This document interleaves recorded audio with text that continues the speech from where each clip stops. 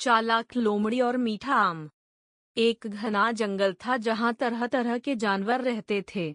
उसी जंगल में एक चालाक लोमड़ी रहती थी जिसका नाम था फुंदी। फुंदी बहुत होशियार थी लेकिन उतनी ही लालची भी। एक दिन गर्मियों की दोपहर थी। सूरज तेज चमक रहा था और जंगल में सब जानवर पेड़ की छाया में सुस्ता रहे थे। फुंदी को बहुत तेज भूख लगी थी। वह इधर उधर खाने की तलाश में घूमने लगी। तभी उसकी नजर एक आम के पेड़ पर पड़ी जो जंगल के किनारे खड़ा था। पेड़ पर बड़े बड़े पीले पीले रसीले आम लटके हुए थे। फुंदी की आंखें चमक उठीं। वह मन ही मन बोली, वाह, क्या शानदार आम है। अगर मैं एक भी खा लूं तो मेरी भूख मिट जाएगी।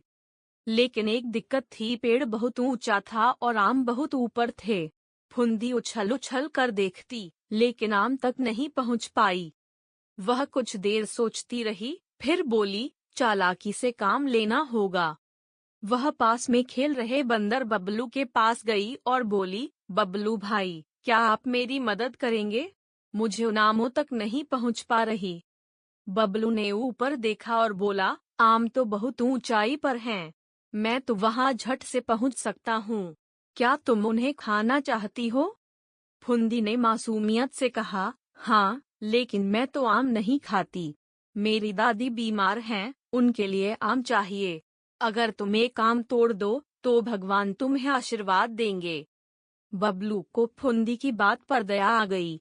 वह झट से पेड़ पर चढ़ गया और सबसे बड़ा आम तोड़कर फुंदी को दे दिया। फुंदी आम लेकर भागते भागते बोली, धन्यवाद बबलू भाई, अब मैं इसे अकेले खाऊंगी। बबलू चौंका, अरे, तुमने तो कहा था कि ये तुम्हारी दादी के लिए है। फुंदी ने हंसते हुए जवाब दिया, मैं तो बस मजाक कर रही थी। अब ये आम मेरा है। बबलू को बहुत बुरा लगा लेकिन उसने कुछ नहीं कहा। वह चुपचाप पेड़ पर वापस चला गया। फुंदी ने आम खाया लेकिन जैसे ही उसने पहला टुकड़ा खाया, एक कांटा उसके मुंह में चुभ गया। वो चिल्लाई, आह, ये क्या हुआ? तभी आम के पेड़ की आत्मा प्रकट हुई।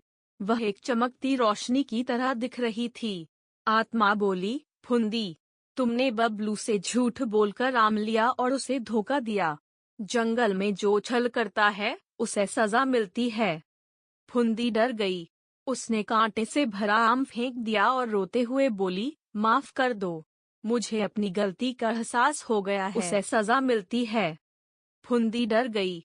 उसने कांटे से भरा आम फेंक दिया और रोते हुए बोली, माफ कर दो, मुझे अपनी गलती का एहसास हो गया है।